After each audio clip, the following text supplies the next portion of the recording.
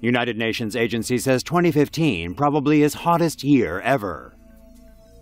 Days before international climate talks will take place in Paris, a United Nations agency has announced that climate change is to blame for extreme weather this year and temperatures that have reached record-breaking heights. The World Meteorological Organization reports that the global temperature in 2015 is 0.73 degrees higher than the 1961 to 1999 average, and warmer by 1 degree compared to 1880 to 1889, making it likely to be the hottest year on record. The rise in temperature is largely due to global warming, with waters heating up as they absorb up to 90% of the greenhouse gas emissions in the atmosphere. This year's strong El Niño phenomenon is likewise heating up the climate, with waters in the Pacific getting warmer, in turn increasing air temperature. Both Asia and South America are having their hottest year on record, while Africa and Europe are experiencing their second hottest. The trend is expected to continue in 2016, when the impact of El Niño will be most strongly felt.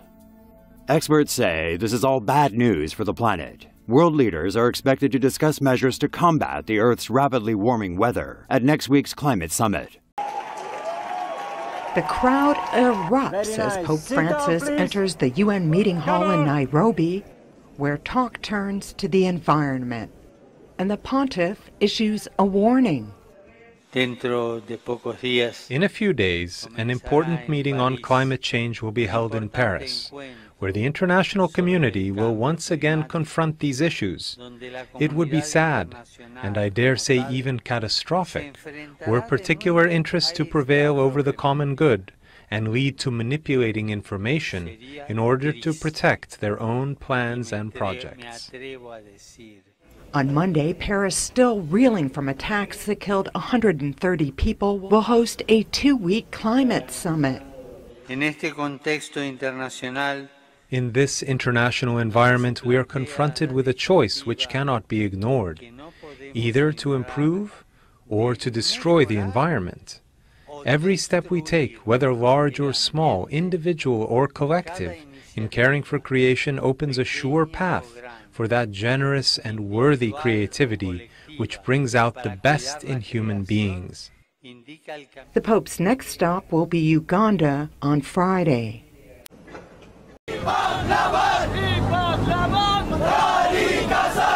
The Philippines is one of the countries with more to lose than others when it comes to climate change.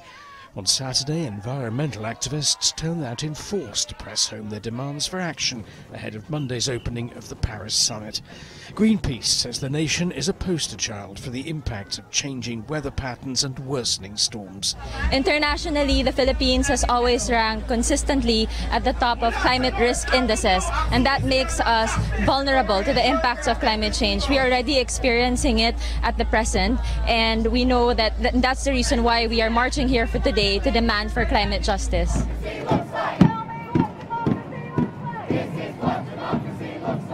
Activists poured onto the streets of Brisbane in Australia too, ahead of the United Nations climate talks in Paris. The Australian Greens deputy leader says Prime Minister Malcolm Turnbull has to do more than just not be Tony Abbott. He needs to come out with an announcement that either increases our targets, ideally, or at the very least commits some serious funding to climate finance to help developing nations, particularly those in our region, adapt to and mitigate climate impacts. In New Zealand, people gathered in cities across the country for Saturday's Global Climate March. The rallies are intended to push governments attending the United Nations-sponsored talks starting next week to take decisive action. The summit aims to get agreement between 195 countries on a plan to cut greenhouse gas emissions scientists say are raising the world's temperatures and altering the Earth's climate. At the end of November 2015, going into the beginning of December, the UN will roll out their second phase of the 2030 Agenda. This will be taking place in Paris, France, at the UN Climate Change Summit.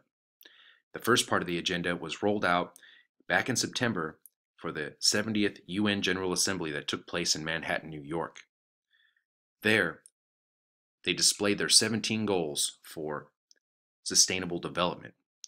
And when you take sustainable development, the climate action, as well as things like the TPP, which is being overseen by the UN Security Council, you see that they are establishing the infrastructure and the necessary framework for global governance. And they're doing this right now before our eyes.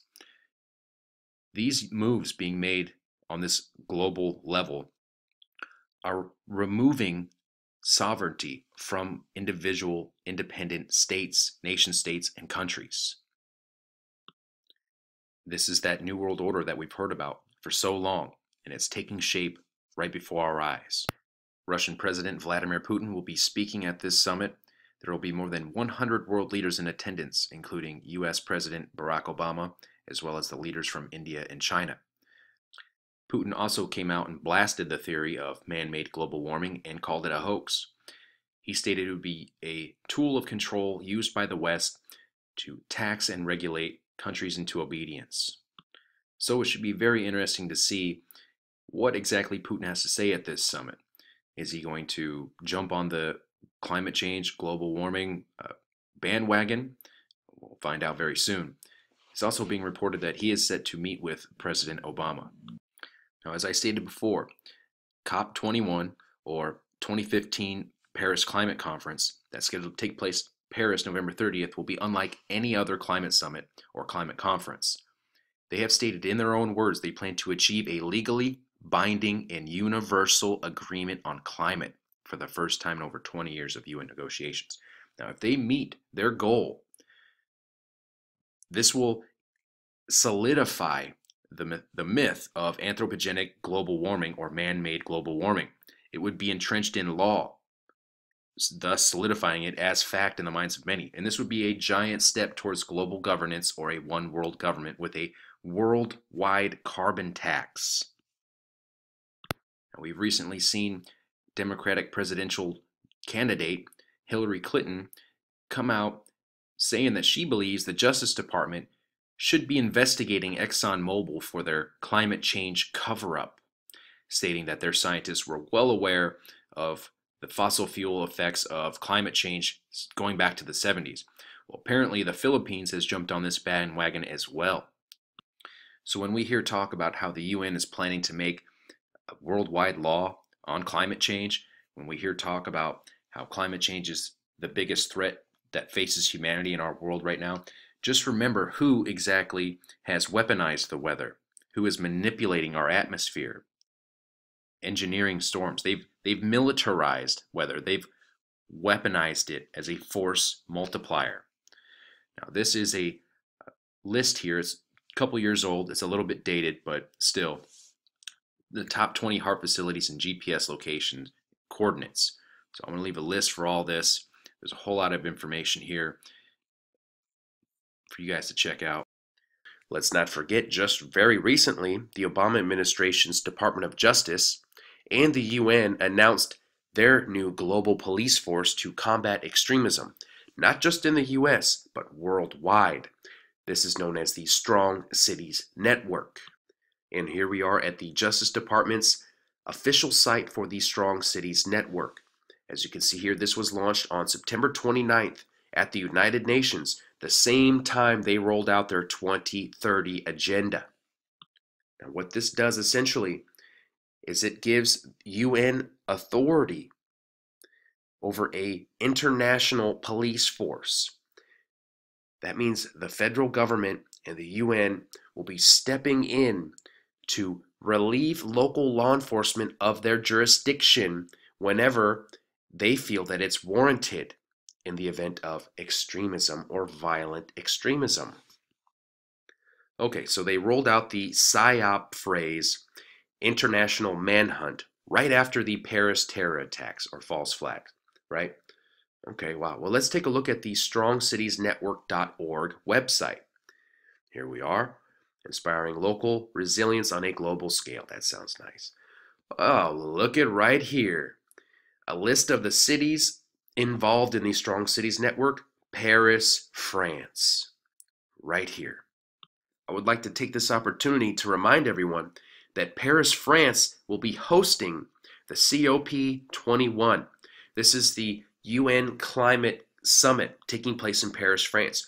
Oh, and by the way, You won't be able to protest, organize, or rally at this event due to the 3-month extension of the state of emergency by the French president. At this UN Climate Summit, which is part of the 2030 Agenda, they look to enact an international global climate law. Okay? They already have in place a UN global police force to combat extremism. So who's to say if you don't follow this upcoming international global climate law that you won't be considered an extremist and they will send their world police force after you? I'm just saying. I'm just putting it out there. We already have Obama trade, known as the TPP, which is overseen by the UN Security Council, the 2030 Agenda, all this stuff. Right here, the UN is putting the pieces of their world government program together on paper officially. Officially. We've been talking about this for so long, and it's here. It's happening now. Russia's deadly wildfires, the smog-filled cities and poor harvest are being seen by some environmentalists as signs of climate change. Let's now cross live to London to discuss this with Piers Corbyn. He's an astrophysicist and also founder of Weather Action. Good to have you. Thanks very much indeed for joining us live there in London. So what we're seeing here is a drastic change in climate, aren't we? Well, climate has always been changing, but this has nothing to do with man. In fact, we predicted that there would be extreme heat in East Europe and Russia this summer. And it's caused by a certain circulation pattern. CO2 does not cause circulation patterns. What causes those is a combination of solar activity and the state of the phases of the moon. But hang on, Piers, excuse me, just a minute. You say this isn't caused by man. How come they're reporting this heat wave is recognised as the worst in 1,000 years of recorded history in Russia? And surely of course, man has got something to do with this, hasn't he? No, nothing to do with it. The only connection is man is here at the same time as the sun and the moon are doing things. You see, a very similar situation happened about 132 years ago, where there was the same sun, earth, lunar, magnetic states. There was heat waves in Russia, and there were also floods in Pakistan as now. And in the previous few years, there was also floods in the English summers, also 132 years ago. So these things are dictated by solar activity in the moon. They're nothing to do with mankind, and those who say that are just trying to make money out of carbon. But are we not going to see this? Are we not going to see this again next year, the year on? I mean, it's only it's quite recent that that's a very interesting question. These things do come in bursts, and we're working on that very question, those forecasts. We did say there would be a series of wet summers in England, for example, which we've had. Now, will there be a series of these very hot summers in Russia? We don't know. We have to work on that. But I assure you, it's nothing to do with carbon dioxide. And if you stop driving around Moscow, it won't affect next summer one jot. Well, how come then so many climate change scientists disagree with you and they get so much support for what they say? They're on a gravy train, for heaven's sake. There's trillions of pounds traded every year on carbon trading and doing silly things like building windmills which will achieve nothing. I mean, there's money in it, and that has corrupted science. But also, I'm sitting here in Moscow, and I think the longer I spend outside, I'm going to get carbon monoxide poisoning. That's a result of all the cars. Indeed. That's a result of all the cars in Moscow. Wait a minute. No. The carbon monoxide is coming from the peat being improperly burnt. But you see, set against this warmth, you had a very cold winter in Russia, coldest for a very long time, and right now we've got record low temperatures in the southern hemisphere, which the world state media are avoiding reporting. The average temperatures of the world are actually declining. The significant thing about the world now is not the heat in the north, although it's very significant for you, or the cold in the south so much. It's the contrast. We've got massive contrast around the world, and these are controlled by solar, lunar effects. But a lot of people, though, Piers, just quickly, and Russia has an interest in the Arctic, of course. The Arctic is opening up. That's surely because of reduction in temperatures, and that's going to be perhaps exploited for all its resources. Well, of course, look, temperatures change, but they're not caused by CO2. Actually, ice is starting to increase again in the Arctic, and it has been increasing for a long time in the Antarctic. Again, it's nothing to do with CO2. Those who say that have no evidence for it. There's only evidence against. Can I quickly ask you... a gravy train. OK, can I quickly ask you, before we finish, does a very hot summer necessarily lead to a very cold winter? Can we expect a very harsh winter here in Russia? Well, we don't know. We're working on that. They often do come in pairs like that, that is true, but not all the time. And then there are going to be changes in patterns. So, again, we have to forecast that using our long-range process of using sun, solar magnetic and lunar effects, and we can predict things many months ahead, and we have been very successful in doing so. Piers Corbyn, as always, it's always very interesting to hear what you have to say. Thanks very much for joining us here live on RT there in London, founder of Weather Action. Thank you very much indeed. Thank you. In the late 1980s, solar physicist Piers Corbyn decided to try a radically new way of forecasting the weather. Despite the huge resources of the official Met Office, Corbyn's new technique consistently produced more accurate results. He was hailed in the national press as a super weatherman. The secret of his success was the sun. The origin of our solar weather technique of long-range forecasting came originally from study of sunspots and a desire to predict those. And then I realised it was actually much more interesting to use the sun to predict the weather.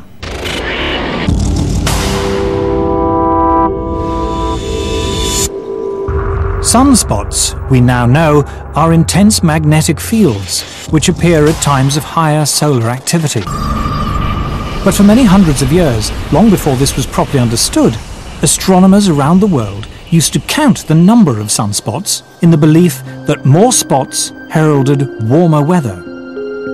In 1893, the British astronomer Edward Maunder observed that during the Little Ice Age there were barely any spots visible on the sun, a period of solar inactivity which became known as the Maunder minimum. But how reliable are sunspots as an indicator of the weather? Okay, bye. I decided to test it by gambling on the weather through William Hill against what the Met Office said was a normal expectation. And I won money month after month after month after month. Last winter the Met Office said it could be or would be an exceptionally cold winter. We said no, that is nonsense, it's going to be very close to normal. And we specifically said when it would be cold, i.e. after Christmas and February. We were right, they were wrong. In 1991, senior scientists at the Danish Meteorological Institute decided to compile a record of sunspots in the 20th century and compare it with the temperature record. What they found was an incredibly close correlation between what the sun was doing and changes in temperature on Earth. Solar activity, they found, rose sharply to 1940, fell back for 4 decades until the 1970s, and then rose again after that.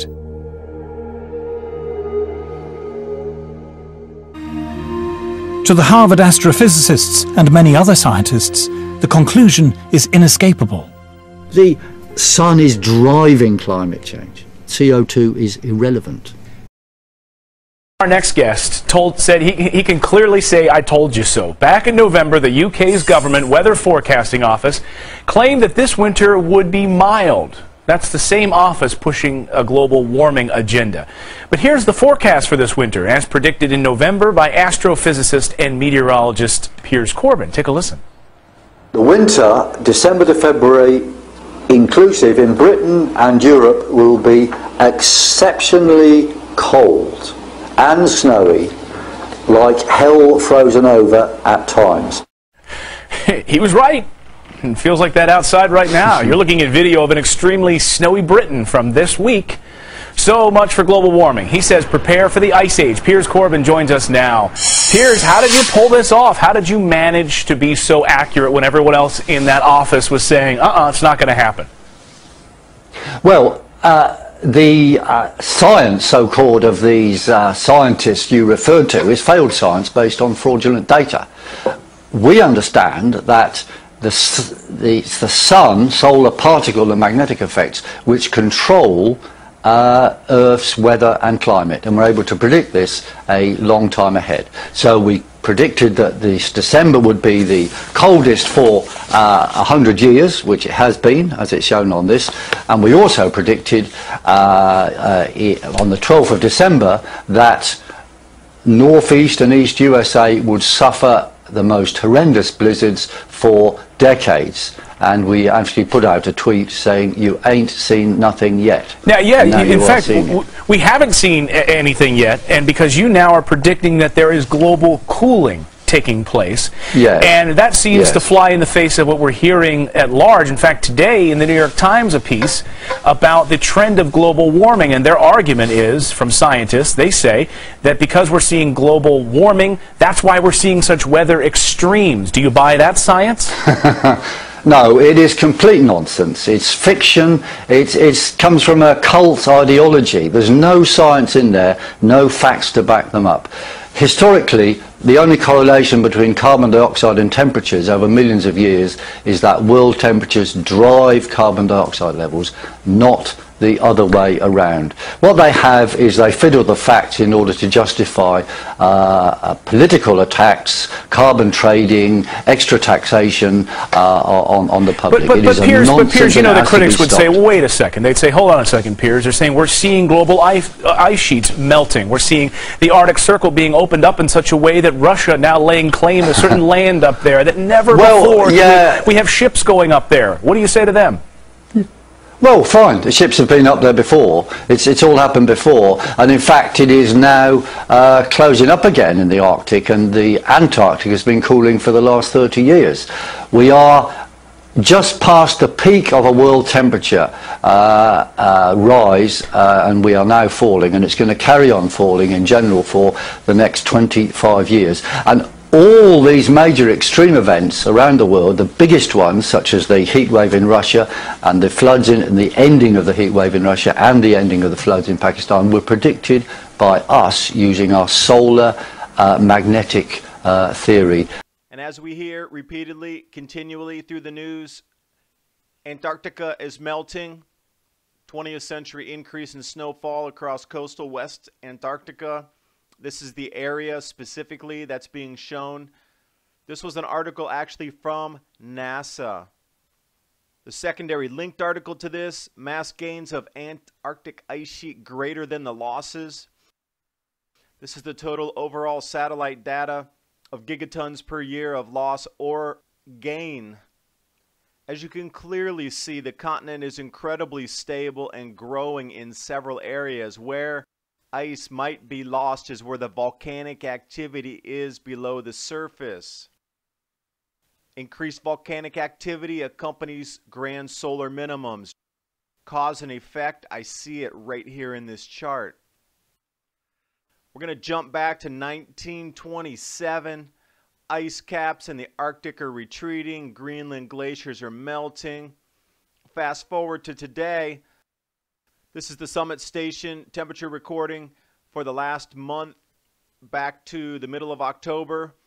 I was told in news releases in the middle of October that it was melting up there, but how does snow and ice melt at 40 below Celsius? The temperature anomalies at Outlook also show cooling trend.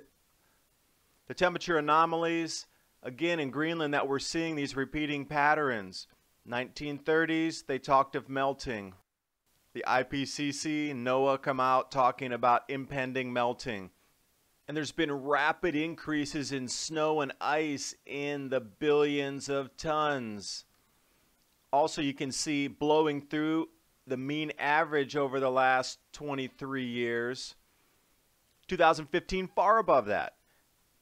The Atlantic multidecadal oscillation also showing a cooling trend, yet somehow CO2 is blamed on a natural seesaw pattern that extends back into the 1840s.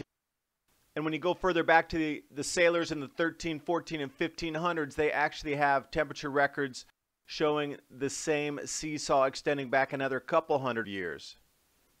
I love CO2. I believe it helps our plants increase yield, better fruits, better vegetables, better grain for us to consume. Let's take a look at atmospheric CO2 parts per million. 150 million years ago, 500 million years ago, That was at 5,000 parts per million. We are down so low at the levels, it's almost where there's no plant growth anymore. Plants shut down growing at 200 parts per million. These guys are trying to say that we need to stop CO2 and bring the levels down. I'm actually frightened of that. That reduces our crop productivity. And just right around the corner, the IPCC in Paris.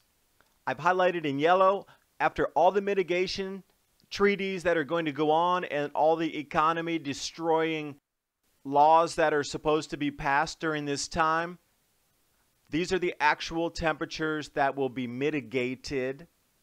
And the U.S. Clean Power Plan, by closing all the coal power plants in the United States, is only going to reduce the temperature by, get this, 0.01 degree. That is 1/100th of a degree by 2100. And no better is the EU 2020 policy, 0.02 degrees to 1/100th of a degree by 2100. I'll let you be the judge of putting people into horrendous economic conditions to stave off 1/100th of a degree temperature rise, if in fact it's related to CO2, which a lot of information shows otherwise. Now, I must suggest you check out this PDF, which I've linked below, the summary for policymakers. It shows the projections of global mean sea level rise. Now, the extreme case is up at 1 meter. The lower case is right around a foot over the 100 years. So we'll take a look at GRACE satellites here. Now, millimeters, 10 millimeters equals 1 centimeter. But you need 2.5 centimeters to equal 1 inch. So it takes 25 years to raise sea level an inch based on the GRACE data here. Where you see red, that's 1 millimeter. So wherever it's red, after 100 years, it'll raise 4 inches. That is so far below any of the projections that we're seeing from these IPCC models. How can the mathematics be this far off and we're still following and listening to them? And I'll point out another anomaly that I saw right away. If you go down to about page 12, you'll start to see the observed changes in surface temperature, the top B. Notice how there's no Arctic or Antarctic temperatures included, and some of the ocean parts are missing in the Pacific. Now, when you go a couple pages further down, around page 18, 19, you'll find slide A. Notice how the scary forecast from 2081 to 2100 shows the entire globe red. Now wait, you don't have the temperatures to add into the top, yet the forecast shows everything's going to be heating. So I don't get that either. Maybe you could explain it to me.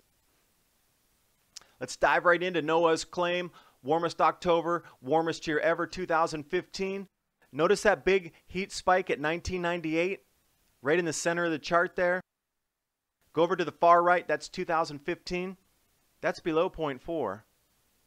And you'll notice other years, 2012 and 13, 2009 and 10, 2007, are above this year's temperatures. So how can this possibly be the warmest year ever when the lower troposphere satellite measurements show something entirely different? And this is a great graphic to point out how the manipulation's occurring.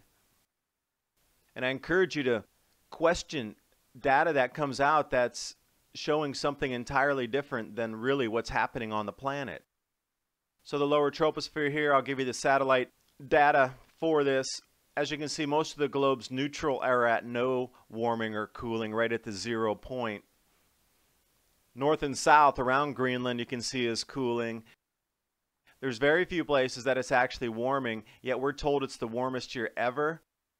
And my last video was about how NASA and NOAA had readjusted temperatures. So I went back to the 2006 temperature record before anything got fiddled with, and you can clearly see there's a cooling trend happening. The U.S. rural data set shows the exact same thing. Back in history, 1911, hot spell up in Alaska, glaciers are melting. December 1923, Montana, Glacier National Park, no glaciers will be left. You know, we hear the same thing again and again. So let's take a look at the World Glacier Monitoring Service and see what they have. These are the glaciers that they're currently measuring. There's actually a much longer list, which I didn't want to cut and paste every single one. I left the link, just go to the site and see it. It's over 150 glaciers they're monitoring right now. So the annual mass balance of all these glaciers combined, as you can see, since 2003, has gained ice by 25%. Case in point, with Alaska warming and the news claiming Canada's hot as ever and the news just going crazy with the California drought and heat, there should be absolutely no possible way ice could be forming on glaciers. So this is the pinpoint exactly. It's right near the border with the United States. This is off the Glacier Monitoring Service. South Cascade, increasing. Helm Glacier, increasing. Place Glacier, increasing. And when you go into this site, it's just increase after increase after increase. In Europe, Canada, wherever you look, it's increasing. It's amazing when you actually look at their own data. Single weekly ice coverage for Hudson Bay, above average. First October snows ever in Kashmir, India. And it's not just a dusting, it's like 1.5 feet thick.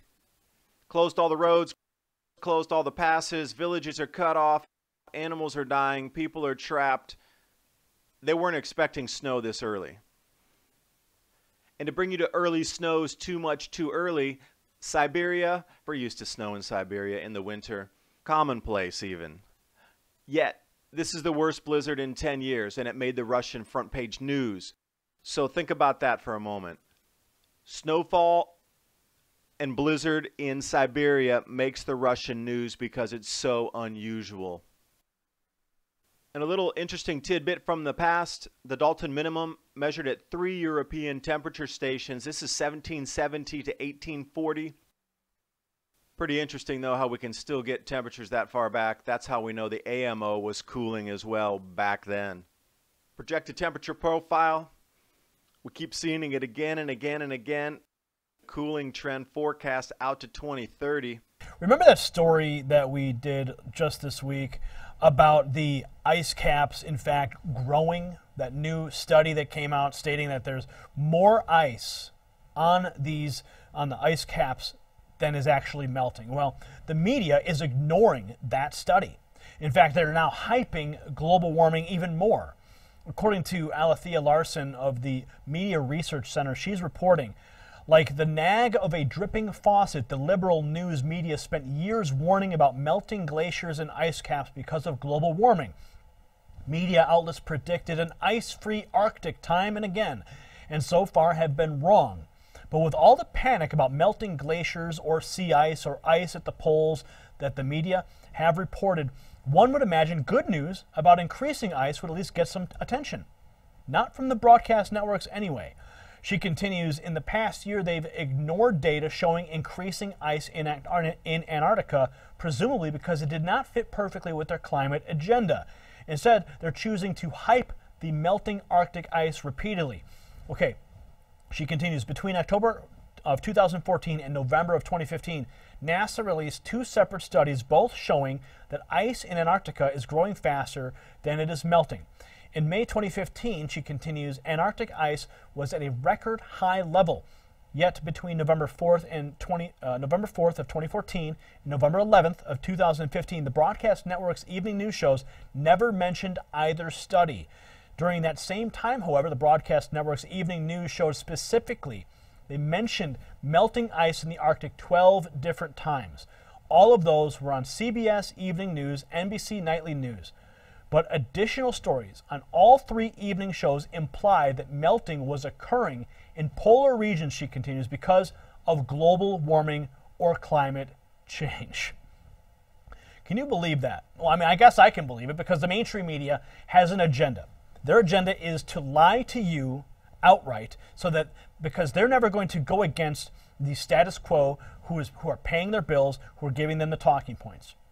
Even Vladimir Putin has come out and stated that global warming is a hoax, it is a fraud, and it is designed, and they're trying to use it to choke Russia and their productivity. Now, even the Paris Climate Change Summit's coming up too. I mean, even the Pope is talking about it. It is the biggest hoax perpetrated on humanity that I've ever seen or witnessed.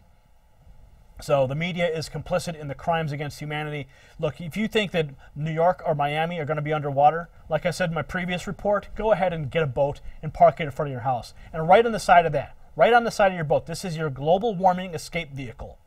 All right? And then I want to see you wait for all the sea levels to rise so you can get inside that boat, because it's never going to happen. It's never going to happen.